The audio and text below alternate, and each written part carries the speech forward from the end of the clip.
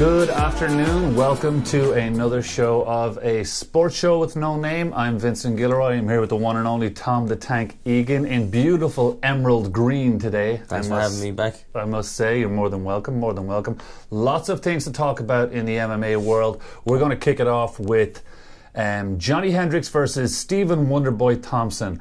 170 pound fight. 175. Well, they were way over 175 by the time they get into the cage. Yeah, that's true. But unbelievable fight. Nobody thought it was going to go down the way it actually went down. Yeah, everyone almost thought, it almost seemed to me at least before the fight that Hendricks was going to go in and just use his bully style tactics and just use the big threat of that big right hand and bully his way into a clinch and just dominate in a wrestling style, in wrestling fashion. But that's not how it played out. No. Because Stephen Wonderboy Thompson's first of all, if the fight started, and as we knew, Hendricks was going to try to get that takedown. That's what he wanted. He wanted that takedown. He wanted to turn this into a dirty fight. He wanted, ground and pound. He wanted to try beat him up a bit before he took the fight to where he wanted it to be, which he normally does because he's very strong, he's generally very dominant. But Wonderboy Thompson's ability to stop the takedown and then keep the fight where he wanted it to be,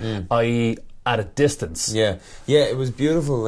I've come from a sport karate background, almost like that karate point fighting style competition. That's still a phenomenal base for young martial artists nowadays to feed themselves into the world of combat. But it teaches you that style of fighting teaches you so much about footwork and how to almost glide across the ring canvas or the cage canvas rather than actually having to step into things. And that's exactly what Wonderboy Thompson was doing. You could see him just gliding across with that beautiful side kick to the midsection of Hendricks and able to use his footwork to pull back and circle and just slide in and out with shots and ultimately giving him that beautiful stoppage. Plus, not only that, when he takes that karate stance, he's literally taking away 30 to 35% of Hendricks' target area. When you have a guy standing directly in front of you, as you know, and if he's standing like this and he's square with you, you have so much more of him to hit. When guys like Wonderboy Thompson and Gunnar Nelson, with their stances and McGregor stances at times, when they stand with that, at that angle, so much more difficult to hit. Plus, he was getting in and out, getting his strikes in and moving away. The funny thing is, to comment more on that style, is when mixed martial arts was first born, standing so sideways in that karate style would actually put you in more harm and more danger against a wrestler because you're not really in a good position to sprawl on top of your opponent. So you would see guys standing more square to face a wrestler and showing the fear and respect of an ability for the wrestler's ability to take them down, take a single leg, cut the corner, take their back and eventually suplex them. But nowadays, again, like you mentioned, guys are so fast. Guys are so fast going in, getting in and out. With who you mentioned, Gunnar Nelson, Conor McGregor, and of course we're talking about Wonderboy Thompson here, being able to, they can stand comfortably in that sideways, almost like, bouncy sport karate style stance because they have the wrestling and the ability now to be able to defend themselves against a wrestler, which ultimately Wonderboy Thompson was able to do. And now, rather than standing there and you being in a place where you can get taken down, you're now in a threatening position because you have the space and the distance because of your grappling ability and your grappling awareness to be able to use that to your best advantage, which Thompson did. Absolutely. I don't think Hendricks has ever been so dominated in a fight. No. Not in recent times anyways. No, it was incredible. Thompson took that fight where he wanted it to go. His ability to unleash strikes, whether it was a kick or a punch or whatever you wanted, in and out, absolutely dominated him. And if he was to go up, I feel it would be a similar result, but possibly a longer fight if he was to go up and fight for the championship next against Robbie Lawler. Similar kind of fighter. I think the only kind of fighter that would give Thompson. Oh, for Thompson to fight Robbie Lawler. Absolutely. The only kind of fighter to give Thompson, should we say, more of a fight these days. Absolutely. More of a fight would be someone like Carlos Condit. you know, who has a kind of not similar style, but he's less on the toe-to-toe and more of a precision striker. The thing about the MMA world now has seen majority of the Muay Thai style. So it's this new style, it's this karate style, the sport karate style that you know, of course we know McGregor has been using. You know, he's used it a lot, almost like a combination of sport karate and kung fu. You know, you've Gunnar Nelson, who still uses it in a very good way, you know, when he has his good nights. And then, you know, Josh Thompson. And I actually think that those type of guys are the guys that are going to start pulling ahead a little bit now, because the kicks are coming from different angles. The strikes are a lot more sharper. They're coming straight off the bat, as we can see on the big screen there. Your ability to use distance and timing is a lot quicker and a lot sharper. And if you look at some of the shots that Thompson landed on Hendricks, when he glided across the cage with those shuffle side kicks and popping the crosses in at his face, he wasn't just turning his hips and his shoulders like a standard Muay Thai or boxing technique. He was lunging in with it, so it's a lot of weight coming in there, on it. And it also is beneficial too, because you can use that to end up in a clinch. You can use that to create momentum and cut the corner on your opponent and catch them with like a head kick or something like that. So I really see guys like Thompson, and of course we all know McGregor, pulling ahead using that sport karate style based on the fact that it hasn't really been seen as often. Yeah, and it's difficult for guys like Johny Hendricks and Robbie Lawler, guys who are used to, you know, a stand-up battle, toe-to-toe, a lot more square on their feet. Like, obviously Lyoto Machida came through and he had that karate style, and he was so good at it. He just absolutely dominated people. There's a difference now. I understand what you're saying between his karate style and the sports karate that we have now. The contrast now is that Machida had a very traditional, to add what you were saying, Machida had a very traditional karate stance, very flat on his feet, had a little bit of a bounce and awkwardness, standing very upright, and, you know, using those one-shot combos, but very different from the sport karate. The sport karate, you're lower and you're a little lighter on the feet, more on the toes, and it's has a very it's very influenced by Taekwondo, in the sense that even though Taekwondo, they're very upright, the sport karate, they're a little bit lower, and they're gliding across the ground a little bit more, because there's more things available as opposed to strictly Taekwondo or strictly karate. So this sport karate stance, it's literally like they tweaked karate for MMA. It's almost like, well, again, like I said, sport karate is a very it's a world-renowned form of competition right now, and it's been fought all over the world. It's been fought all over the world before even MMA started. But what I'm saying is nobody ever anticipated that strict sport karate style to be able to mix into MMA so much. But it's obviously being shown now by Wonderboy, by McGregor, on how effective it is. Yeah, it really is. It's the more up and coming. It's the more up and coming method for people to fight, you know. But that was an unbelievable performance by Stephen Wonderboy Thompson. It really was. It took a lot of people by storm, you know, and it literally catapulted him to the top of that list of contenders. Happy for him. Yeah. Also on that card was Micky Gall fought Mike Jackson and put him away real quickly. And of course, we all know from Dana White looking for a fight show that Micky Gall wants to fight CM Punk, which in my opinion I think is ridiculous, because I think Micky Gall will absolutely destroy CM Punk. Well, the difference is Micky Gall is a young, hungry, up and coming MMA fighter who wants to make something of himself. And you know, CM Punk is not really an MMA fighter. He hasn't come up through the grind that you know, his dreams hasn't been to fight in the UFC. It's something that he's recently wanted to do.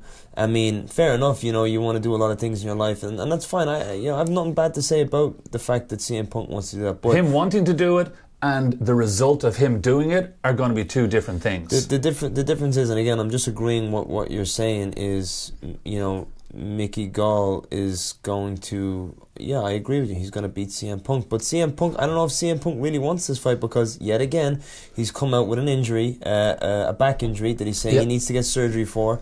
And now, based on that, you know, it's putting that fight in jeopardy, which questions CM Punk's potential to even fight. And another thing is, apparently it's rumouring that his involvement with the WWE is...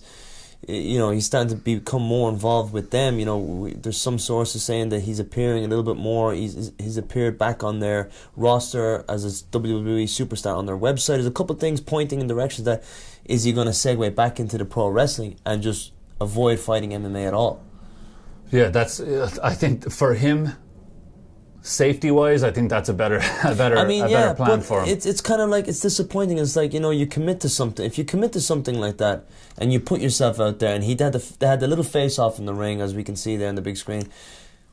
Why back out of it now? And I know, but as I said, I just think Micky Gall is going to destroy him. Micky Gall has already predicted a first-round knockout, and I couldn't agree more with him. I think he's going to just destroy him. Maybe that's why. CM Punk wants out. You know, it just seems really weird that he's not. I think when I honestly think when he stepped in that cage and he felt the presence of another fighter in his MMA shorts with the sweat and the grit and all that, maybe it intimidated him. Who knows? Everybody thinks that they want to be an MMA fighter until it comes down to it. You know, I'm blessed and I feel fortunate that I've been able to experience that feeling of getting in and committing to it, you know, many times, and it's definitely something that would change you, and it's definitely a shocker. No doubt about it. But I just think he's in way in over his head. I think he likes the UFC because it's the up-and-coming sport. It's becoming more of a global sport now than it was before. It's kind of like the it thing to be in. You know, obviously Brock Lesnar made the transition across from the WWE, which was great. But Brock committed to it. Yeah, absolutely. He put himself in 100%. To Brock's credit, he put himself in the deep end, and he won the belt. He won the fucking heavyweight title of the world. So, you know, a lot of credit to him. Unfortunately, he got struck down with that. I believe it was with diverticulitis. He had like a hole in his colon or whatever. But he's a beast. He's a beast. But obviously he lost to Frank Mir in his first fight by leg lock. But he came back strong. Yeah, he did. You know, and then ultimately revenged that loss and beat the bag out of Frank Mir. Oh my God! I'm not going to say I've never felt as bad for a fighter, but Frank Mir was getting his head smashed in. Absolutely smashed. It's like he was just getting pounded with cinder blocks. And when he got up after that fight, if you remember, his face literally looked like he just got stung by a swarm of bees. It was horrible. Or got stampled by a rhino. Called Brock Lesnar. But yeah, I don't think Phil Brooks, aka CM Punk, is the one to come over. I'm sure there's other guys in WWE that might want to make the transition, but it's a whole different ball game. I think honestly and truly, I agree with Joe Rogan has commented on this recently. Leave the UFC for the MMA fighters, and if these wrestlers or these pro wrestlers or whoever it is that want to cross over into MMA, they should work the hard road too. They should work their way up. You know, they should rack up some wins and prove to themselves to be in the UFC, because it's not fair on young fighters who are struggling and putting in the hours and grinding, because have done the smaller shows and are trying to get their way up, and then someone like CM Punk steps in. It's not fair. He ends up taking the spotlight on somebody else. In other huge news today, Rafel Dos Anjos is out. Broken foot. He will not be fighting on March 5th against Conor McGregor at UFC 196, and that sucks for everybody involved.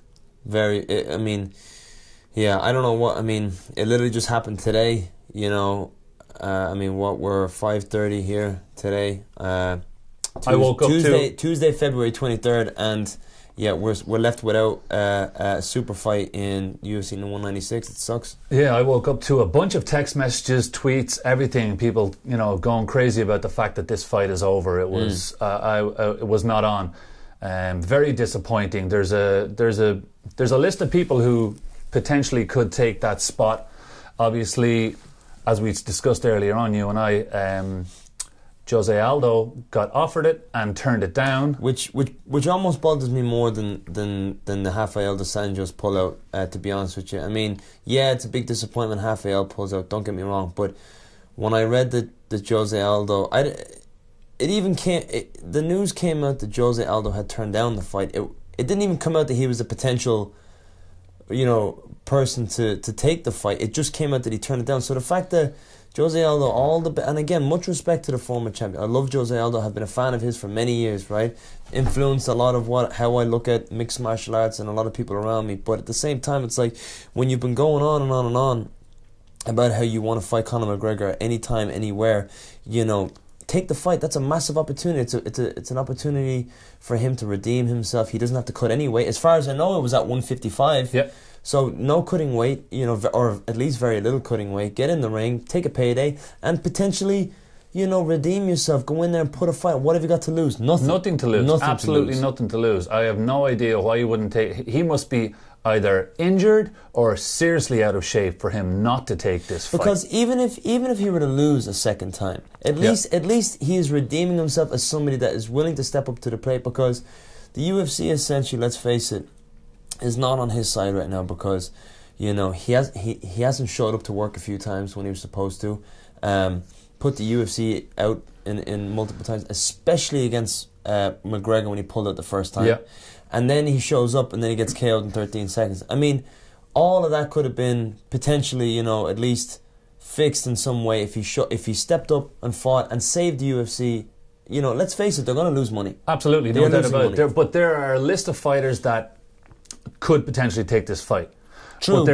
But let me not to interject you. That's very true. But no fighter is going to save the money that they would have potentially made. In my opinion, I mean, Cerrone. There's maybe two fighters that can match or even get close to matching the excitement of what was going to be Dos Anjos versus McGregor, and Jose Aldo is definitely one of those fighters. He would be if it wasn't going to be Rafel Dos Anjos or Rafel Dos Anjos, excuse me. I feel like Aldo should have been the one to take it, because nothing else is going to generate the excitement that we had built up for the Dos Anjos fight, unless Aldo came in to fight a rematch. Like you said before we recorded the show, Vinny, like you said, when you say it over and over again in your head, Jose Aldo McGregor 2, Aldo McGregor 2. You say that in your head, that gets you excited. It's exciting. You say Anthony Pettis, McGregor. I don't want to see it. I mean, but it doesn't get you as excited. It's not a main card fight. It's a fight that could happen, but it's not something. I mean, not now. Cerrone McGregor, it's exciting. I would watch it, but I'm not, for me, again, I'm getting fired up talking about this, but I really mean it. I was excited to see, as a martial artist and as a fight fan, at the end of the day, I was excited to see Rafel Dos Anjos fight Conor McGregor, and I was more excited to watch how McGregor was going to bring himself into this scenario where he's fighting to have two belts. Yeah. Right? Huge history in the making. Now, RDA pulls out, all right, a sore foot, whatever the fuck the excuse was, but Aldo turning that opportunity down is ridiculous. Enrages me. I have much respect, but it really gets me fired up to think that he again, he went on a big rant not too long ago about that. Yeah, he literally last week he said, "I'll fight him any place, any time, except March 5th." Except March 5th. You name the time, name the place, just don't name March 5th. Yeah. But as I said, nothing would get the fans more excited for a replacement than Jose Aldo. I agree. I mean, after that, we've got Cerrone, and actually Faber stepped on the scales today, posted a picture saying that he's up to 150 pounds in his jeans. People would I don't think he can fight in jeans. I know, but I don't think Reebok make jeans for fighting in. Yeah. But maybe they will for that fight. They could do it for that fight. If Uriah Faber said, "Listen, I need a pair of jeans and flip-flops to fight McGregor at 155 just to get him up to the weight." Honestly, Cerrone McGregor would be great. But I actually like the sound of Faber versus McGregor, coach versus coach from The Ultimate Fighter. I mean, it makes some type of sense because of the beef they had on the show. Yeah. I know both men personally. Faber's an amazing guy. Of course, I know Conor, years of history with Conor, and I would actually love to see both of them go at it and see how that would go down. I've no doubt that McGregor would have without a doubt the advantage on the feet regarding range and all and movement, but you cannot doubt the fight that is in Uriah Faber, because it's not the size of the dog in the fight, it's the size of the fight in the dog. And Faber is a small dog, but he's got a lot of fight in him. Absolutely. And the last time he was here in Boston, I was hoping to meet him. I didn't get to meet him, and I actually have if you watch this, Uriah Faber, I have a beautiful pair of Guinness slippers, the comfiest slippers I have ever worn, that I will give to you eventually as a thank you for all the fights and entertainment that you have given me throughout the years in the WEC, UFC, and we'll make that happen. We'll Snapchat him right after this podcast and make sure he gets to see that. Yeah, absolutely, because he has provided me personally with so much entertainment throughout the years. Anytime there's a Uriah Faber fight on, I wanted to watch it. It didn't really matter who he was fighting. I always knew I was going to see a show. So that was I would love to see him get the McGregor fight. Another person that could potentially get it, and if you want to hear, there might actually be an atomic explosion of shit talk, is Nate Diaz. I mean, if you're going to talk about if the UFC is looking to pack in 2 weeks of pure shit talk in the lead up to a fight, just for the sake of saving some excitement about a big fight, throw Nate Diaz in there. He'll make it happen. And you know he's always going to show up to fight. I don't see him beating McGregor at all. But he's going to show up to fight, and you're going to get some of the most classical shit talking and stare downs that you might have ever seen in any fight. He may outdo McGregor. Because everybody McGregor's fought, for the most part, has been very poised. McGregor's been the dominant the loud dog. Yeah. He won't be the loud dog against Nate Diaz. Yeah, that will be extreme entertainment to watch. McGregor is smart. McGregor is sharper and smarter than him. No doubt about it. But when it comes to pure shit talk, Nate Diaz could definitely put it up to McGregor. We'll see what happens. Yeah. Well, we will see what happens. Hopefully we will know within the next 24 hours what exactly is going to happen. And when we do get an opponent, Tom and I will be back to talk about that. It. Yeah, absolutely. And it should be entertaining. But we'll see how it goes. Personally, both of us would like to see Jose Aldo in there, but obviously that's not happening. Yeah. So maybe he turns around. Who knows? I don't understand why he doesn't turn it down. Another wild card. Have you got a wild card for this fight? My wild card would be BJ Penn. We all know come out of nowhere. Yeah, we all know he's saying he wants to take that 145 pound. But as I said previously in our other podcast, he wants that 145 money. Can I throw something crazy out there? You can throw French toast at me if you want. I don't care. Do we have some French toast? French toast. Imagine if Georges St. Pierre came out of the woodwork and said, "You know what? Fuck 55. Let's just fight at 170 to save the main event." Yeah. Hey, who knows? Crazier things have happened. I saw a man walking down the road the other day, and he had a bicycle on his head. Like, crazier things than that have happened. You know? Interesting. Where was unbelievable. Just down the road. Balancing a bicycle on his head. People just get bored really easy. Fucking Jesus. Anyway, that is our show for today. Thank you guys for tuning in. Next show, we will discuss Conor McGregor's opponent for UFC 196. Thank you guys for tuning in. My name is Vincent Gilroy. You can catch me on Twitter at Vincent Gilroy. This is Tom the Tank Egan. You can catch him on Twitter at Team Egan MMA. Don't forget to check out his Snapchat. Tank Egan. Tank Egan on Snapchat. It's the way to go. Thank you guys for tuning in. See you next time. Peace.